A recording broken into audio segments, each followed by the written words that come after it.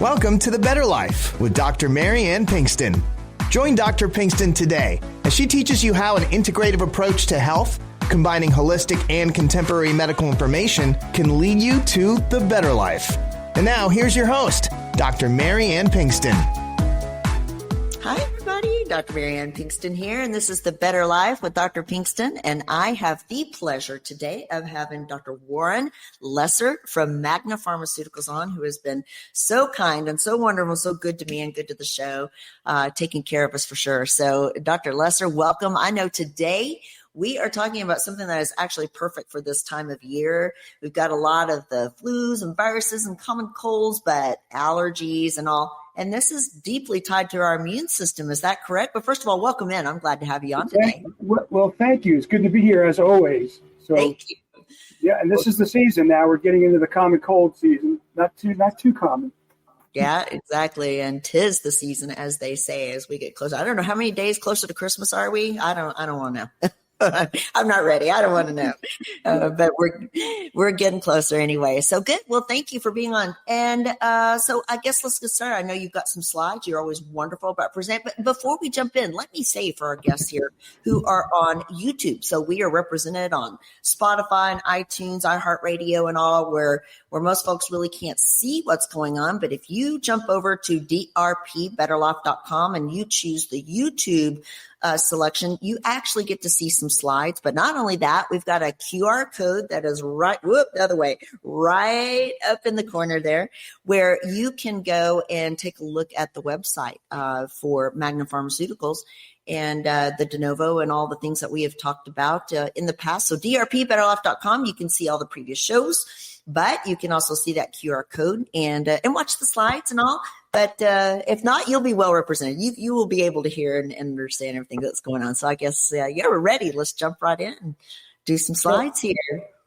So this presentation is really consistent with The Better Life, which I know is your program. I love the name of your show. And so my objective today is to share information with everyone and hopefully will lead to a better life. We can go to the next slide, please. And so we're going to talk about the common cold, which is not too uncommon, and the allergies, which are known as upper respiratory symptoms or sometimes URI. And then we're going to move into how allergies and the common cold can impair cognitive function and sleep and mood and relationships, and how that affects our immune system and how our immune system really affects our ability to fight off a common cold and not get one in the first place. Sure. And also is part of the immune system process with allergies. Yes. We've got a few products that we believe can really help people live better lives. Stay STD, Stay ST, a few of those. So we'll get into those. The main concept here is that if we have information that we didn't have last winter during the cough season, that our thinking then can lead to different behaviors and different habits and maybe better health and more longevity. One of the saddest statements is that we're now coming into Halloween, right? One of the saddest statements is that I'm in the exact same place I was this time last year. Right. We don't want that. So you have a picture of a guy running on a wheel, which I actually had that in the presentation, and the presentation I got here is not the right one. But let's move to the next slide, and we'll roll with it. But we have really some common old wives' tales. I think these could be called old husband tales as well, or my mother told me. And these are some of the myths that have to do with the common cold. Yeah. The drinking milk makes your cold worse. Absolutely not. There's no evidence of it. If I go outside when it's cold, especially without a hat and my mittens, I'm going to catch a cold. Well, that's not true, except viruses do tend to live longer in colder temperatures. The old saying, feed a cold and starve a fever, that's absolutely incorrect. You want to feed both. Our bodies need energy to fight off infections or to fight off invaders in our bodies, such as viruses or allergens. Never go out with wet hair. Well, we might get icicles, but it's not going to do anything to give us a cold. And then wearing garlic, it's not going to do anything to prevent a cold. It might help people stay away from you. But actually consuming garlic does have some antibacterial properties. Interesting. If you put Vicks Vapor Rub on our feet or our socks, it's going to help us fight off colds. No, But if we put Vicks Vapor Rub on our chests at night, it could help alleviate some of the congestion and maybe make us feel a little bit better. Chicken soup will cure a cold. It will not cure a cold, but it can help. It can serve as a mucolytic, in other words, break up some of the phlegm. And it also has some nutrients that help our immune systems fight off the cold, but it's not going to cure a cold. Right. Vitamin C is not going to cure a cold. It does help, though. You take it before you get the cold, keep your immune system high. Antibiotics you want to take when you have a bacterial infection, not a viral infection. Thank you. I'm so glad you focused on that, because many people come and say, my aunt is sick and I want to take an antibiotic beforehand to prevent it, or they'll come in within a couple of days of getting sick and want an antibiotic. It's so important that we do not do that. So thank you. Right. Well, no, I mean, in fact, but we take too many antibiotics in our country, and I guess that's a precursor to some superbugs. Your antibiotics become less effective the more we take them. Yes. The other really weird one, but my mother never told me this, but I have heard it, is that your stuffy nose could be blamed on erectile tissue.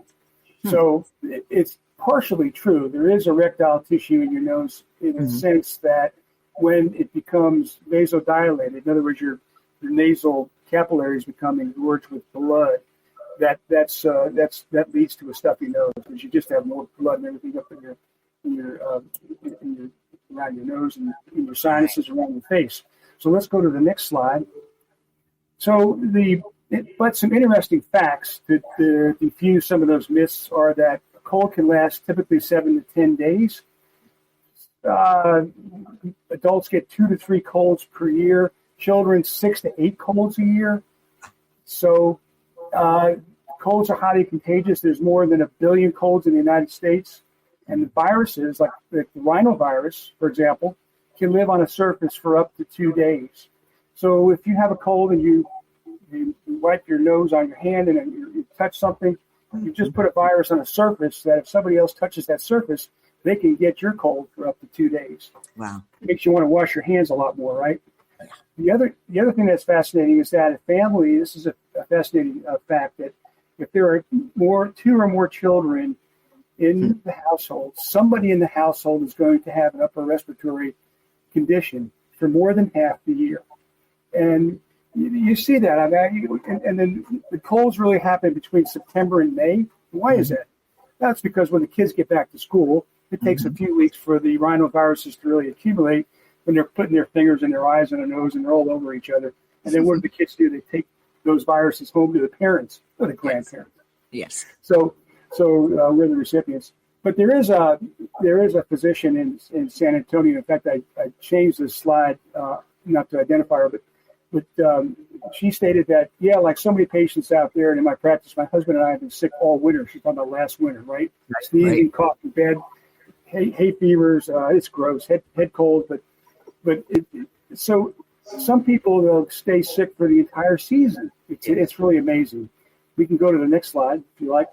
But when you think about why there's no cure, why is there not a cure for the common cold? It's been around forever, right? With all the research, I mean, we came up with a coronavirus cure in 6 months.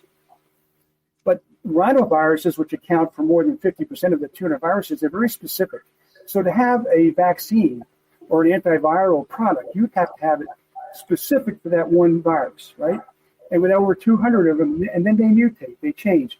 It's virtually impossible to find a vaccine for the common cold because they're so prolific and they're so variable. And then there's of course the coronaviruses like COVID-19. There's the respiratory, the RSVs people are talking about today. The biggest danger there is for older people because of the lung involvement, the deeper cough, the deeper respiratory symptoms and severity of those symptoms in those people can lead to pneumonia and even death. Yeah. There's another virus called HMPV, which affects children. It's also deeper respiratory, but children get over it more easily than elderly people get over RSV. Now, when we talk about rhinoviruses, when you think of the root word rhino, we're thinking about nose. But people mistakenly call these rotaviruses. Rotaviruses are also from contaminated surfaces, but mostly they lead to like a gastroenteritis. diarrhea, fever, abdominal pain. A lot of times with children, a lot of it has to do with just not cleaning your hands and actually the presence of feces on the surfaces, and that's what leads to the GI problems. Now, those are the actual cause of the common cold. Unequivocally, is one of many viruses. All right. The other factors that can contribute, not cause a common cold, but contribute to common colds, are you have a weakened immune system in the first place. I'm run down. I haven't been taking care of myself. My habits are terrible. I'm not in good shape. My diet's bad. I'm not sleeping. So your immune system is already weakened. That's why a lot of people get sick over the holidays, because that's a really intense time for us. People aren't sleeping as well. They're going out there partying. They're not as healthy. And what happens? They're around more people, and therefore they come down with a cold. They get sick through the holidays. This is what we're talking about. Spread through your close contact with infected individuals. It's spread actually through respiratory droplets. Mm-hmm. Never forget, I had a biology professor. This kind of illustrates what I'm talking about. He stated that with flatulence, the gas actually contains microscopic particles of feces, which is the droplets, right? Which is droplets, but from the wrong end. But it's the same. Scary. That is scary. Tiny droplets of. There's a 4-letter word that starts with an S, but I want to say what it is. But I mean, it is funny. But I mean, you don't want to be breathing any of this stuff in. You don't want to be breathing in droplets from people that you're passing that have colds, and you really don't want to be breathing in people passing. Exactly. Oh my goodness! So, thanks for the visual on that one, Doc. Yeah. Thanks. I think that's a lot to this presentation, right? Cold weather may make us more susceptible to infection, but it doesn't cause it. Allergies, actually, you're already somewhat inflamed in your nasal passages, and you could be more susceptible to a cold or a URI. Dry air. If you go to a hotel, I wake up in the morning, I'm all dried out, and then guess what happens? Almost invariably, I come down with a cold because the air is going all night. I get dried out. Some people say, well, put water up your nose. I'm not sure whether that's effective. Or I think about flying on commercial jets. I used to do a lot more flying than I do these days, but I used to think I was in an incubator. I've learned now that commercial jetliners these days allegedly exchange the entire air flow in the cabin, the entire air contents every 2 to 6 minutes, but I'm not sure. Yeah. I still feel like I'm in an incubator because I'm pretty close to the people, especially when I think the seats have gotten smaller. Well, maybe I've got bigger. But this next slide, please. Slide number 7. He's there. The incubation period, 4 stages. Yeah. But if you're not fortunate enough to mitigate or prevent a cold, there are 4 stages, and the first stage is incubation. You don't even know you have a cold, and that could go on for 3 days. Right. Where the virus is multiplying. I feel fine. I don't have a cold. Then all of a sudden, I start getting a runny nose. That's like day 3 or it could be day 2. Start sneezing. I get a sore throat. I start feeling fatigue. I start to cough. The symptoms are the worst at days 4 through 7. I get a low-grade fever. Don't get a high fever, but low-grade. Body's really aching. I get a headache. Maybe my voice is getting hoarse. And then during the recovery period, as symptoms gradually improve, my mucus color changes, and the cough may persist, and I may feel tired for longer. But the time is quite variable. It can go from 7 days, 10 days, up to 2 or 3 weeks, or it could go longer. It could go up to 3 to 8 weeks, and that's how, or even longer for people who are sick all winter. And then your common cold can go into something, can morph into, say, sinusitis or bronchitis or pneumonia, get a nagging cough. And if it gets that bad, if it lingers, it's time to see a physician for sure to make sure there's nothing else more serious. So these are the 4 stages of the common cold. Next slide, please. And what I tell patients, is the probably 4 to 7 days, kind of the peak day that I see symptoms and people feeling the most miserable when they really come in is about that day, 3, 4, 5 nights. Usually children get really bad at night. And, that's when they'll come in and they're more frightened that they need an antibiotic or something going on. I tell people, we're not going to do anything until about, day 7 to 14, somewhere in there with a secondary bacterial infection. Most of the time it's a virus that's hitting you in the beginning beginning so quickly like that, and antibiotics won't work. And so after about that 5 to 7 days, when it's starting to wear off and go away, if you then develop you got better and now you're getting worse, that's usually a secondary bacterial infection. That's when we need to talk about, maybe consider antibiotics, but not before that. And then fever with children. I tell parents that, fever, and even a high fever, is a sign of a good immune system fighting. That the fever comes up to fight the cold and kill the virus or kill the bacteria in the body. That's actually a good sign. It's not necessarily something to be super, super worried about and go to the doctor ER every time. Now, if somebody can have a 99 temp and be completely lethargic, not able to get up and get out of bed and having difficulty breathing and things like that. That's something that you need to see your doctor about. But if you can have 104 fever and still be up playing and eating, and that's okay too. You just need to understand that's your body's way of fighting it. It's not always a reason to run to the emergency room. So, always see your provider if you're scared. Ultimately that, but don't expect an antibiotic immediately. It's not going to help. Exactly. Great point. The thing that I want to really stress here is to be proactive, not only with respect to prevention and avoiding a cold, but once we start to feel symptoms, get on the symptomatic control medication. Absolutely. Right away. It's a lot easier if you stay ahead of the common cold and our allergic rhinitis symptoms before they get really bad, because it's much more difficult for medicines to work. And I'll talk about that in a few minutes. But the other way to mitigate chances of getting sick is to get enough sleep. Why? Because sleep restores the immune system. And then during the holidays, especially if people are drinking more alcohol than they typically do, they deplete the zinc in their bodies. And zinc is really important to fighting off a common cold. That's why they have zinc lozenges out there. But really, by the time you get the cold, it's almost too late. I mean, they can help maybe mitigate some of the symptoms, but you don't want to deplete zinc from your body. And alcohol depletes zinc. So if you're going out and celebrating, make sure you take a zinc supplement would be my suggestion. Now, there are some studies that show with respect to other dietary supplements that vitamin C, copper, the B vitamins, especially vitamin 6, may help lower histamine levels. Now, histamine is the chemical mediator that causes the common cold symptoms. So the logic is, if we can lower the histamine levels, then we're not going to have such an exacerbation of symptoms. The other way to do it is try to keep your distance from people indoors. What I do, and I was talking with my daughter about this, who's also, she's an MD as well, like you, Dr. Pinkston. I said, when I'm walking past someone, a cougher, and I'm getting close to that person, when I pass that person, I will intentionally exhale. Right. Because I'd rather have my droplets going on that person, the wind blowing away from me, than the wind blowing towards me. Right. Same thing. It makes total sense. But you don't hear people talking about that. So if you're passing somebody and they're coughing, try to stay away from them, but try not to inhale when you're going right by them. Right. Wash your hands. We hear this all the time. Wash your hands. Well, why? Now we know. Well, viruses can live for 2 days on inanimate surfaces. So wash your hands several times a day.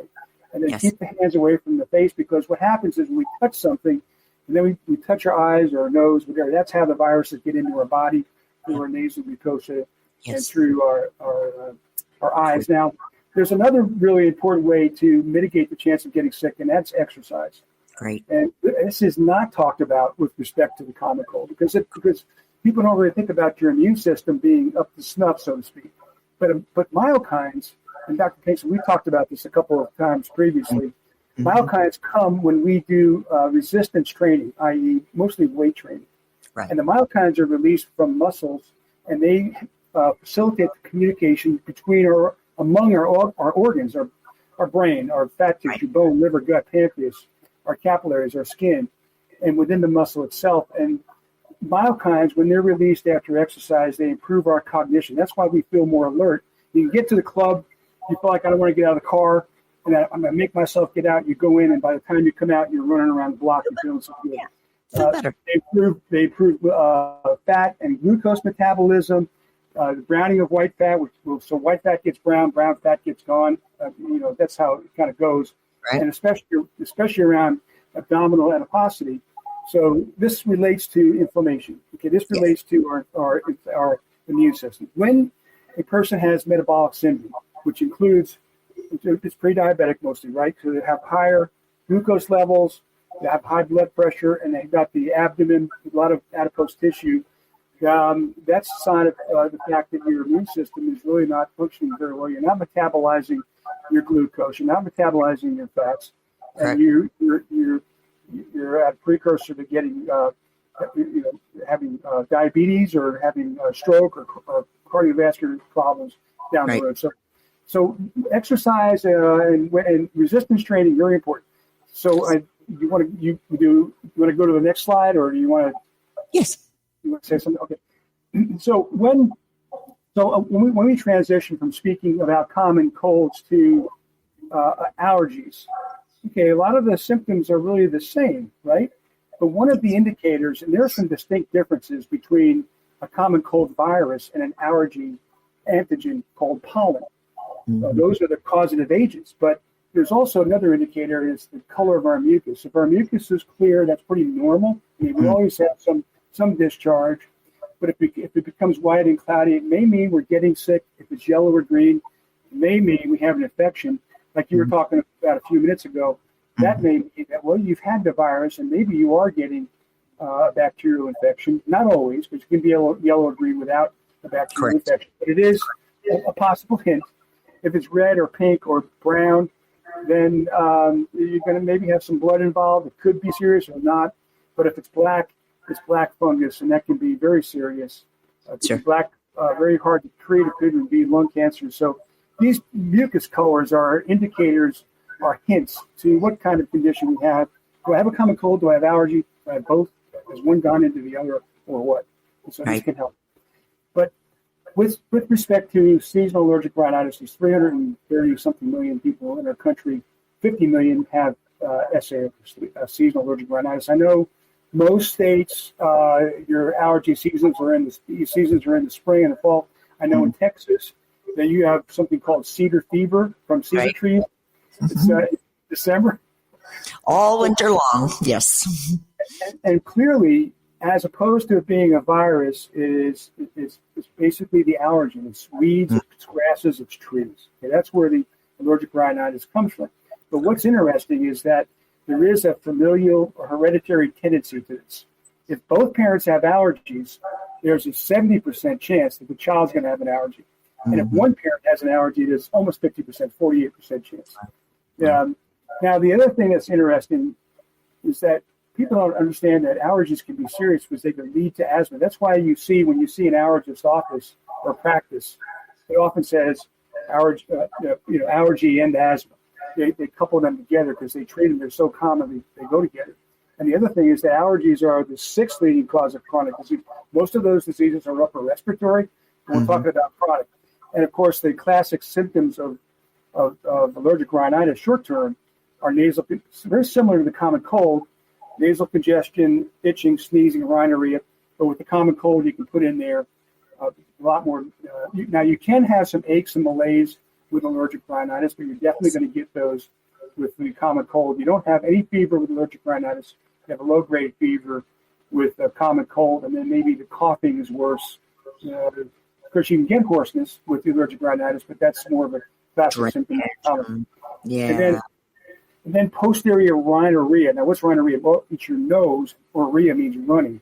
So runny nose, and that can be front, anterior is front, posterior is back. Posterior is called postnasal drift. That's the common name for it, especially when the person is lying down at night in the supine position. They get the postnasal. So now there is the chemical mediators of allergic rhinitis, mostly histamine or leukotrienes, and they cause a variable degrees of. Okay, here's some words for us: vasodilatation or mucus secretion and edema kind of go together.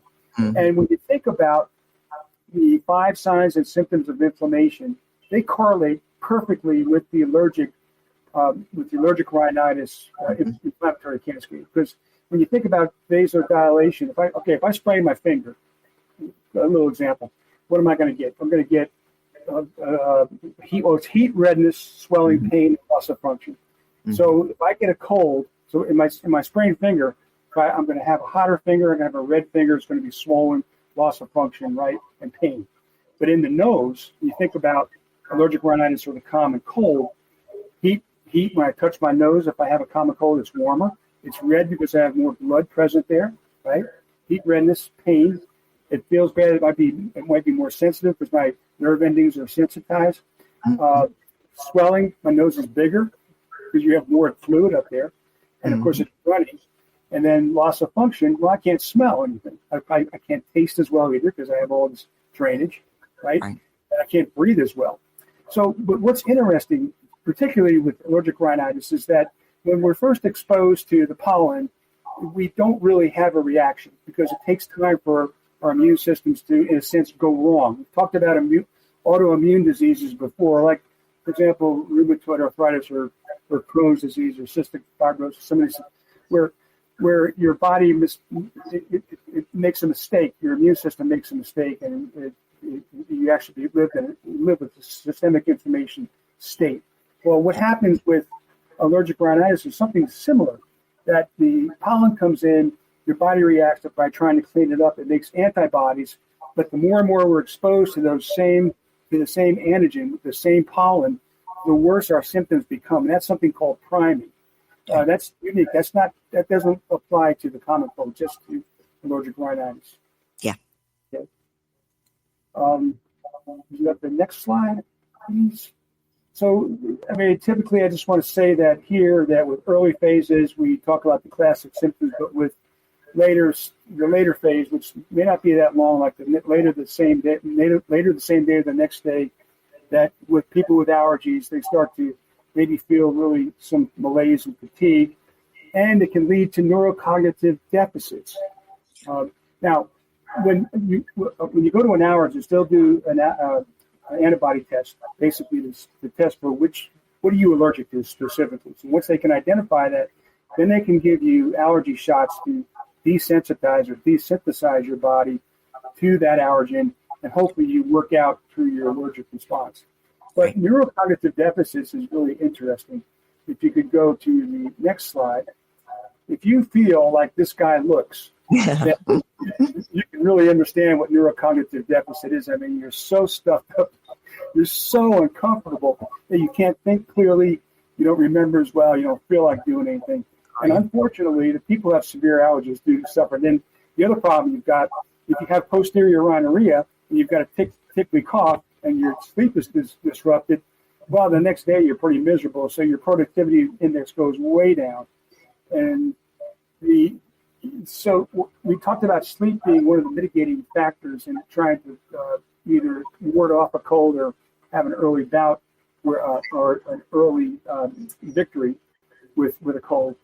Is that, according to the Sleep Foundation, is that if you get less than 6 or 7 hours a night, it can disrupt the immune system, and it can lead to both short-term illnesses, i.e. common cold, which we're talking about, and the risk of chronic disease. Okay? Chronic diseases would be diseases such like diabetes or even cancer, long-term depression. So the list is very long. So a lack of sleep is very telling on our immune systems. And the good news is that what happens is when we sleep well at night, our immune systems get recharged, they get reset. So we have to go through all the different stages of sleep where you go through your REM sleep.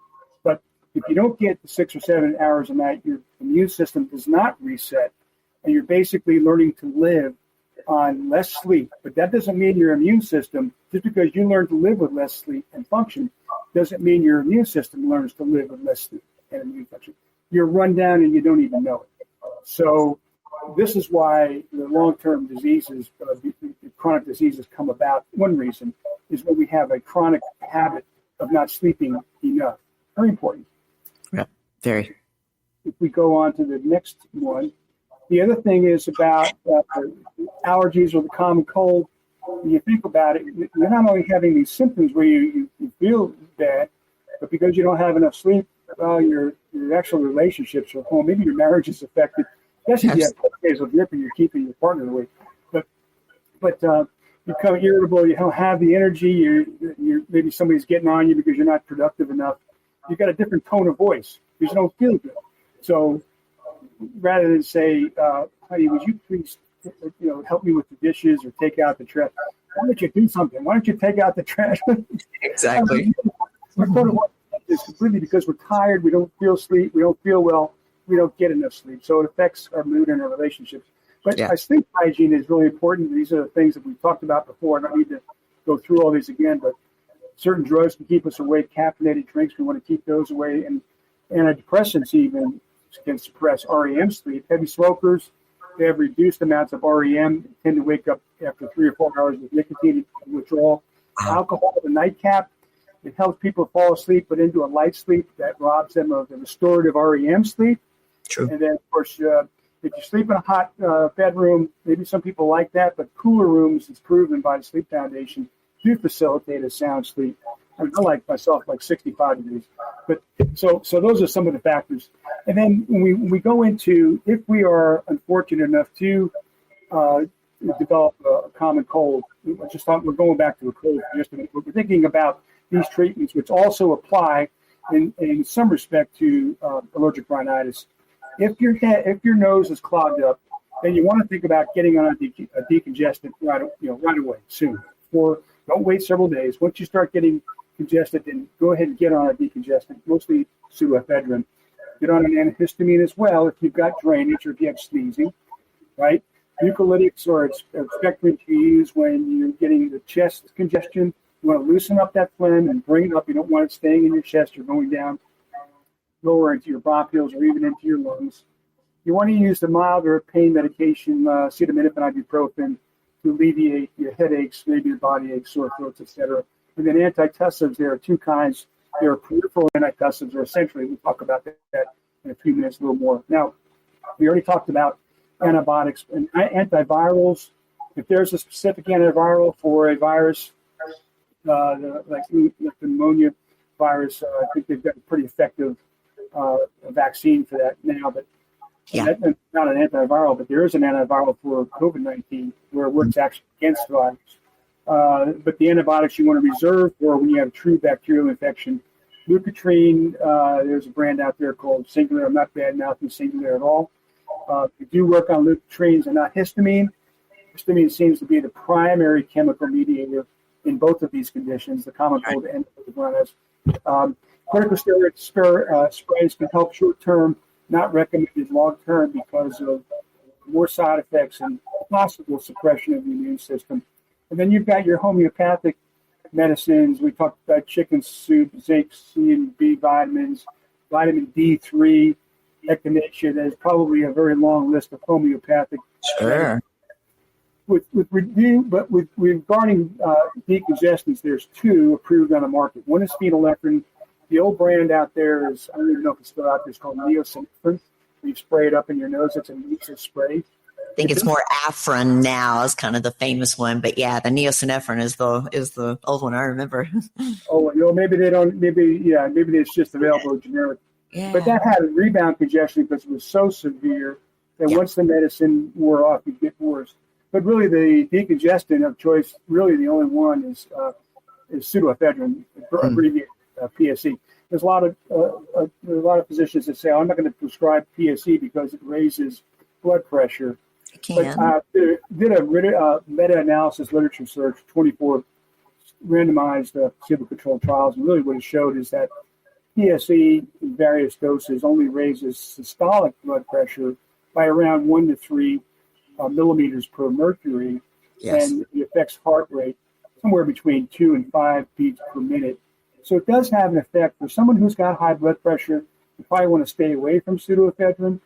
However, the physician's going to weigh the benefits versus the consequences or the risk. And the thing about this product is, remember that the effects on blood pressure and pulse are dose dependent. Yes. So the products that used to be the newer second generation antihistamine decongestant products out there that used to be prescription only are 240 milligrams a day, period, in the store. 120 milligrams twice a day or 240 once a day. And we have a pseudoephedrine product, the Steadiest AD, but we only have 60 milligrams. and a lot of people will take half a tablet with 30 milligrams. Right. So if someone is so congested that they need to take BSE, and maybe they're controlled blood pressure or they don't have high blood pressure, then I always say take the lowest dose of medicine that Absolutely. works. Medication, drugs are interventions, and when you have an intervention, a chemical intervention, you have a side effect. There's not a drug in the world that doesn't have a side effect. And the more you take of those drugs, the more side effects you have. And some of the side effects are almost undetectable or very manageable, very tolerable, but some are not. So these are, I'm a proponent of low-dose pseudoephedrine for sure. Yes. As when you've got nasal congestion. Now, what is an antihistamine? Well, an antihistamine works to offset the action of histamine. Now, there are 4 types of histamine called H1, H2, H3, H4. We're talking about H1, clearly. H1 is your upper respiratory system, like your nasal passages, your upper airways. H2, histamine 2, is your GI. That's what you would take for acidity or reflux or, Exactly. H3 has to do with central nervous system, brain function, and H4 is bone marrow. So the H1, each receptor of histamine has a different location in the body and a different role. So when we talk about antihistamines, clearly we're talking about H1 histamine receptors. There are a number of different antihistamine classes out there, and these kind of go from the most drowsy. These are your first generation antihistamines, and they go from ethanolamines, for example, the Benadryl and your Dramamine, which half-lives of they're pretty long. I mean, but they have pronounced sedation. It kind of stays with ethylene diamines like prolamine, alkylamine, which is chlorpheniramine, that was touted, or brompheniramine. Those were touted as daytime antihistamines when they came out with them way back in the 60s, but they still have quite a bit of sedation. For me, I can't take chlorpheniramine myself. I don't care how much it is. I'll take a half. It'll knock me out too. Yep. And then I guess piperazine. We have chlorcyclazine, but the only product on the market is an excellent antihistamine. But the older piperazine is chlorcyclazine. Also, meclizine. Meclizine is known as Antivert, so it's against vertigo. When you go down this chart right here, the most drowsy, the ones that are the most drowsy were the ones I first listed, and the least drowsy ones are the ones at the bottom. Right. And this also goes on to second generation piperazines or piperidines. The second generation, I mentioned that chlorcyclazine is a first generation piperazine. Cetirizine, I think the most common name is Zyrtec. Zyrtec. Right. Yes. It's a second generation antihistamine. It does have a lower incidence of sedation, but it is still somewhat sedating. Yep. And the thing about whether you're talking about piperazines or piperidines are loratadine, like Claritin, or desloratadine is Clarinix, fexofenadine is Allegra. These are second generation piperidines. They're really good because pilots can take those and get relief without having to worry about getting tired. A very poor central nervous system penetration, which means that's why they don't create drowsiness. They do have longer half-lives, so you can take them once or twice a day. The only downside that I hear about is that they really don't have the drying effects, the anticholinergic action. So if a patient has the postnasal drip, the posterior of rhinorrhea, these medications are not going to help. So really the ideal antihistamine is the one that works. It has some anticholinergic properties. It's low in drowsiness. It can have a dosage frequency that can be adjusted to the patient and doesn't cost a lot. That's the ideal antihistamine. With respect to expectorants, there's only one FDA-approved expectorant in the United States, and that was when Mucinex, the makers of Mucinex, obtained an NDA, new drug application approval from the FDA. Then all the other guaifenesin products, sustained release, had to come off the market. And there are a number of generic and brands now that contain guaifenesin. When I get a chest congestion, I take Mucinex, but I can also take our own N-acetylcysteine. That's a Magna product. It is not clinically is clinically proven, but it's not FDA approved as an expectorant. But it is, according to the World Health Organization, an essential drug. It's essential because it is widely used in acetaminophen overdoses, so a Tylenol overdose. You give N-acetylcysteine, it seems to reverse some of the effects and maybe save the patient. But the other remarkable attribute about NAC is the fact that it's such a good antioxidant. Now, if I get chest congestion this winter, I'll take our Stay-S-Day-D and our N-acetylcysteine. I may take wind up and take Bifenacin. So, but if you have a cough and it's persistent, you can't sleep, there are two that are peripherally nervous system acting. In other words, they don't cross the blood-brain barrier. They're not addictive. Dextromethorphan and clofidionol. I looked, there's only one brand out there that I can see, clofidionol. And then there's antitussives, codeine or hydrocodone. Hydrocodone, of course, is much more addictive than codeine. Both of them can be constipating. Your two pain medications that you want to kind of look at are probably acetaminophen or ibuprofen. Correct. For your common cold or your allergies. So that's the rundown quick on those products. This is our Stay-S-Day-D. As I mentioned, it has chlorcyclazine, which is a really good antihistamine. It has a very low propensity for drowsiness. It's long-acting. We have patients take half of it twice a day. There's a lower dose of Sudafed. And then if you go to the next slide, we compared the package insert with the package insert for cetirizine, and ours was less than 3%, where cetirizine was dose-related 6% and 11%, depending upon the dosage. Wow. And you can really adjust this product because you can take it. If I have allergies, I'll take a half a Stay-S-Day-D, maybe in the morning, and I'm good. I'm good to go. Until maybe at nighttime, when I'll take a Stay-S-A-D.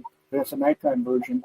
But if I get really sick, I'll take one tablet of Stay-S-A-D 3 times a day, so I can really titrate the dose. And it's not expensive. 30 tablets are probably around $30.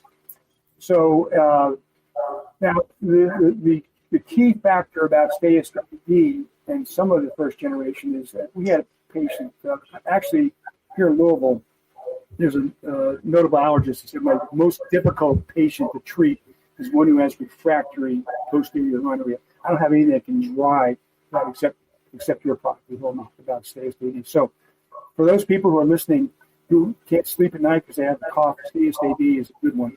And then there's a woman who said he's got a tickle in his throat. He's keeping me awake at night. He's driving me crazy. And there's one patient, we've had many patients tell us that's the first product that's worked for me in 20 years. That's great. So it is a difficult to treat symptom, and I think you have to be careful in the products that we select. Yes. Okay, next slide. And then the nighttime version. So Stay-S-Day-D is Stay-S all day, AD all day. Stay-S-T is Stay-S tonight. Stay-S-T has an old tried and proven antihistamine. It was the number one selling antihistamine many years ago. Then when the newer antihistamines came out, this lacked the promotion. Of course, when drugs go generic, the big companies don't want to put the money into into products that can be genericized because they're substituted. They can't get their money back. I understand that completely.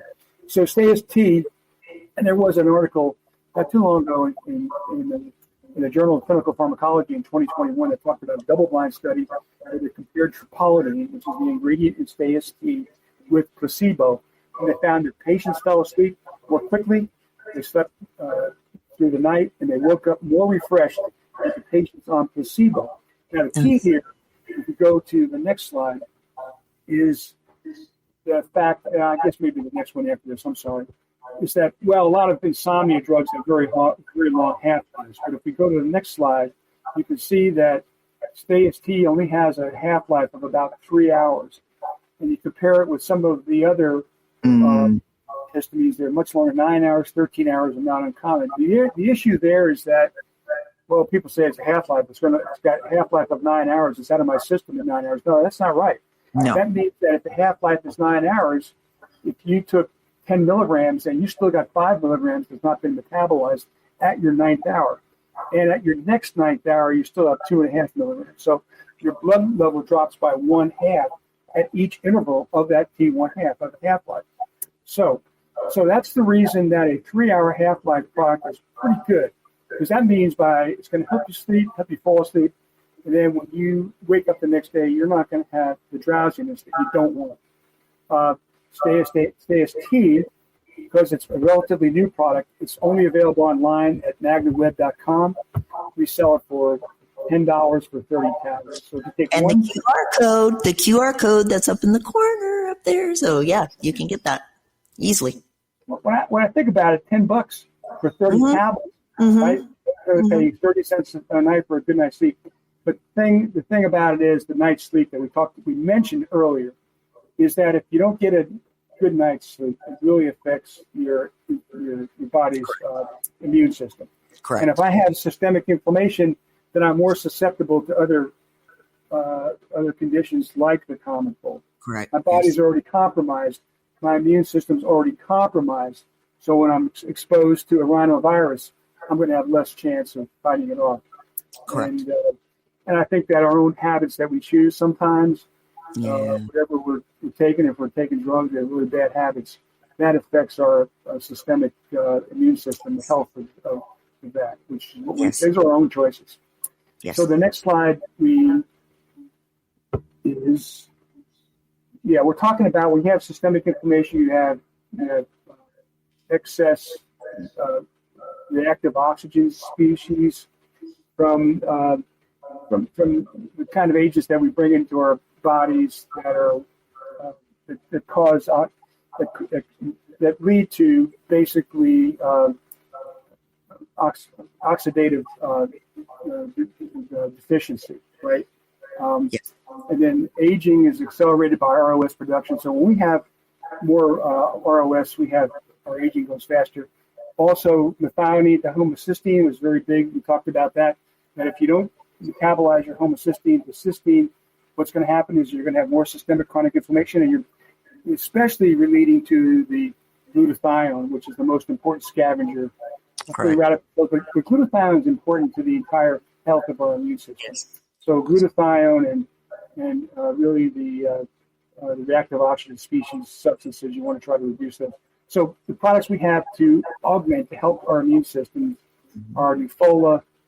That's the label there, where it has L-methylfolate. A lot of people don't absorb folic acid, so they have to take the elemental form, which is folate, and this is the best form. L-methylfolate is the most widely absorbed or easily absorbed. Vitamin B6 is also, and then Benova plus B12 has folate with plenty of vitamin B12. If you take if you take a daily multivitamin and you look at it and it says cyanocobalamin, you're taking it orally, you're not going to get very much absorption at all. Methylcobalamin is what you want, and that's what we have. So we figured that if we could come out and help people improve their immune systems, give them more energy, give them more cognitive function, little side effects, have a better quality of life, then those are real winners, and we can do it inexpensively. Absolutely. So the next slide, we talk about, I hear all these things from different people that tell you what to take and what not to take. And it's hard to trust people. I'll tell you this, when it comes to dietary supplements especially, it's a little bit of the wild, wild west out there. You want to make sure you're taking products that are made in facilities that comply with FDA regulations, FDA inspections. We're talking about GMP, good manufacturing processes. So they inspect the raw materials, they inspect their manufacturing, they inspect the quality at the end of the production, and they track their shipping. There's a lot of counterfeiting happens in the supply chain after the product leaves. Correct. Yes. So the next slide is that when you think about GMP, you think about raw materials, these are the kinds of things that we're talking about. You don't want to take dietary supplements that have arsenic or lead or mercury or have a high microbial count, have yeast, salmonella, or some of these other things that the FDA tests for and that manufacturers who do GMP test for. Absolutely. So pastas, by the way, we talked about trust, and the word, here's something, pistanthrophobia. Pistanthrophobia. There you go. It's a fear of trusting people because of experiences of that in the past that have gone bad. Right. So if your experiences with medications have not been good and you're not trustworthy, you can use a SWOT analysis. Basically, we use this for business, but the strengths, consider taking a product that is tried and proven, that's a GMP, to make sure the weaknesses are lower, you're going to low side effects, make sure your dosage form is titratable. The opportunity, make sure that the product you're taking is not going to limit your productivity, make you sleep on the couch, but make sure that you're going to be able to capture. Yeah, make sure you can capture the opportunities of each day, and make sure, as far as a threat, that if you choose a medication and you don't get better, then you may feel worse, and it might take you longer to get well. So, I really the thought processes affect our behaviors. My advice to everyone is, coming into this cough cold season, be proactive, take preventive steps. If you do start to get symptoms of the common cold, jump on your symptomatic control agents right away. Drink plenty of water, wash your hands, avoid others.